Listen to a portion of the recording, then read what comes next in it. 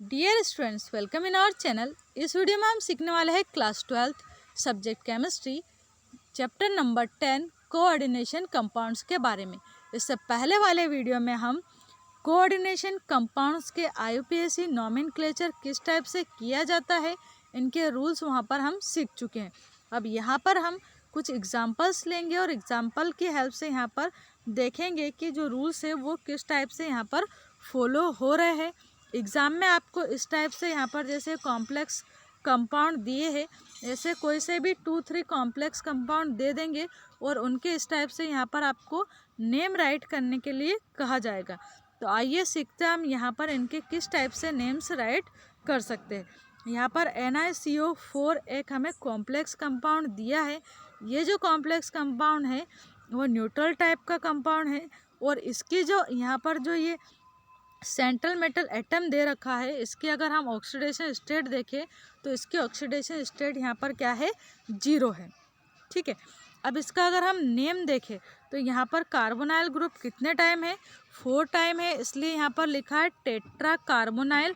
और क्या है, यहाँ पर निकिल है इसलिए निकिल लिखा है। उसकी ऑक्सीडेशन स्टेट क्या है निकिल की, तो यहाँ पर 0 ऑक्सीडेशन स्टेट है निकिल की, इसलिए नाम क्या हो जाएगा इसका, टेट्रा कार्बोनाइल निकिल 0।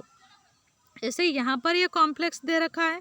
कॉम्प्लेक्स के यहाँ पर यानी कि जो ब्रैकेट है इसके साइड में यहाँ पर जब भी कुछ लिखा रहता है, जैसे Cl3 लिखा है, इसमें यहाँ पर Cl2 लिखा है, तो इस टाइप का जो भी कॉम्प्लेक्स रहेगा वो केटायनिक कॉम्प्लेक्स होता है। ठीक है, कैसा कॉम्प्लेक्स होता है, केटायनिक टाइप का।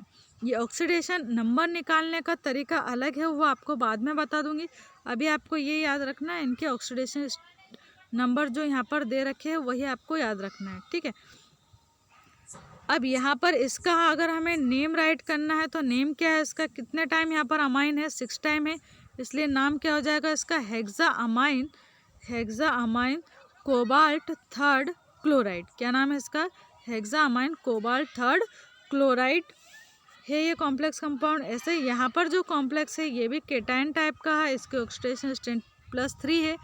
और इसका अगर नेम देखें हम तो नेम क्या है, यहाँ पर जो अमीन है वो 5 टाइम है, इसलिए लिखेंगे हम यहाँ पर penta amine chloro cobalt 3rd chloride. क्या है फुल फॉर्म इसका, penta amine chloro cobalt 3rd chloride ion. ऐसे ही नेक्स्ट यहाँ पर अगर हम देखें तो ये जो कॉम्प्लेक्स है इसमें देखें 2 लिगेंड है यहाँ पर, एक है NH3 और एक है यहाँ पर NO2 और कितने टाइम है वो, 3 टाइम। तो यहाँ पर ये लिगेंड जो है, ये जो कॉम्प्लेक्स कंपाउंड है न्यूट्रल टाइप का कॉम्प्लेक्स है। इसमें जो सेंट्रल मेटल एटम है इसकी ऑक्सीडेशन स्टेट क्या है, तो +3 है। जब इसका नेम राइट करेंगे तो नेम क्या बनेगा इसका, try amine try nitrito cobalt. क्या नाम है इसका, try amine try nitrito cobalt. यहाँ पर जो अमीन और नाइट्राइट्रो ग्रुप है वो 3 टाइम है, इसलिए ट्राई वर्ड यहाँ पर दोनों के आगे लगा हुआ है। ऐसे नेक्स्ट एग्जांपल में यहाँ पर दे रखा है PTNH3 6 टाइम है, ब्रैकेट क्लोज, फिर Cl 4 टाइम है यहाँ पर। और कैसा कॉम्प्लेक्स है, तो केटायनिक टाइप का कॉम्प्लेक्स है। इसमें जो प्लेटिनम है उसकी ऑक्सीडेशन स्टेट +4 है यहाँ पर। नेम क्या है इसका, कितने टाइम अमाइन है, 6 टाइम अमाइन है। तो पहले हम जो अमाइन है उसका नंबर लिखते हैं, hexa amine platinum, platinum central metal atom है और लास्ट में क्या जुड़ा है, क्लोरीन है यहाँ पर, तो उसका नेम लास्ट में ही आता है ना, hexa amine platinum cobalt, sorry cobalt नहीं है, क्लोराइड है, हेक्सा अमाइन प्लेटिनम क्लोराइड। ऐसे ही नेक्स्ट वाला जो एग्जांपल है इसको अगर हम देखें यहाँ पर, तो यहाँ पर क्या है, न्यूट्रल कॉम्प्लेक्स है, ये +2 ऑक्सीडेशन स्टेट है। किसका एग्जांपल है, तो डायअमाइन डाइक्लोरो प्लेटिनम। क्या है ये, डायअमाइन डाइक्लोरो प्लेटिनम। तो इस टाइप से हम अदर जो एग्जांपल्स है उनके भी नेम राइट कर सकते हैं। हमें क्या ध्यान रखना है कि सबसे पहले जो भी यहाँ पर लिगेंड होते हैं ना उनका हम यहाँ पर नंबर राइट करते हैं और उसके बाद जो भी कॉम्प्लेक्स कंपाउंड है उनके नेम यहाँ पर राइट किए जाते हैं। यहाँ पर नेक्स्ट टॉपिक अब हम देखते हैं Jesus salt and ferrocene. Jesus salt देखते हैं पहले क्या होता है। तो ये जो साल्ट है इसके बारे में सबसे पहले डेनिस के एक फार्मासिस्ट थे जिन्होंने इसके बारे में बताया था 1930 में इसके बारे में बताया था। ठीक है, इसका अगर हम फॉर्मूला देखें तो ये यहाँ पर इसका फॉर्मूला दे रखा है। क्या है फॉर्मूला? के ब्रैकेट के अंदर है यहाँ पर PtCl3 और ईटा 2 दे रखा है यहाँ पर C2H4। स्ट्रक्चर अगर देखें तो इस टाइप की एक स्ट्रक्चर मिलती है इसकी हमें, और ये क्या है? एक टाइप का कॉम्प्लेक्स कंपाउंड है। यहाँ पर इसमें के जुड़ा है, ये यहाँ पर के लिखा है हमने, है ना। और इस टाइप से यहाँ पर एक स्क्वायर बना है और Cl इसके तीनों कोनों पर यहाँ पर ऐड है। बीच में यहाँ पर सेंटर में इसमें प्लेटिनम मेटल है, और ये जो मेटल है इसके परपेंडिकुलर यहाँ पर एक बॉन्ड जुड़ा हुआ है जो इथाइलिन को जोड़ता है।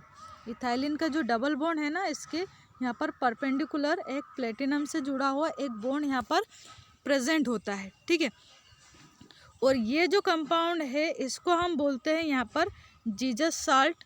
सबसे पहले एक जाइस नाम के एक साइंटिस्ट थे, फार्मासिस्ट थे, उन्होंने 1930 में इसके बारे में बताया था, और उन्हीं के नाम पर इसको जाइस साल्ट या फिर जीसस साल्ट के नाम से इसको जाना जाता है। ठीक है, अब यहाँ पर ये ईटा 2 क्या है?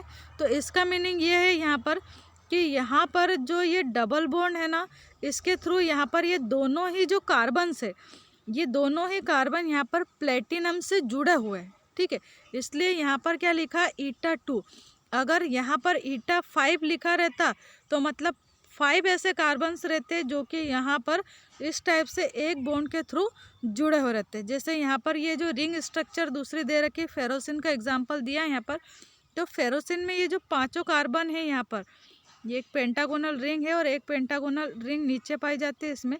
तो ये 5 कार्बन अगर इससे आयरन से यहाँ पर जुड़े हुए रहे तो उसके लिए ईटा 5 लिखा रहता है। ठीक है, अगर 3 कार्बन से जुड़े तो ईटा 3 रहता है। तो ये है यहाँ पर ईटा का मीनिंग। अब नेक्स्ट देखते हैं फेरोसिन क्या है। तो फेरोसिन क्या है? ये सबसे पहले 1951 में कीले एंड पाउजन के द्वारा इसको डिस्कवर किया गया था। इसका अगर फॉर्मूला देखें तो ये यहाँ पर इसका फॉर्मूला है। क्या है फॉर्मूला? यहाँ पर Fe ब्रैकेट के अंदर यहाँ पर दे रखा ईटा 5, फिर बॉन्ड है C5 यहाँ पर H5 और ट्वाइस दे रखा है, फिर यहाँ पर ये जो ब्रैकेट है बड़ा वाला इसको क्लोज किया गया है।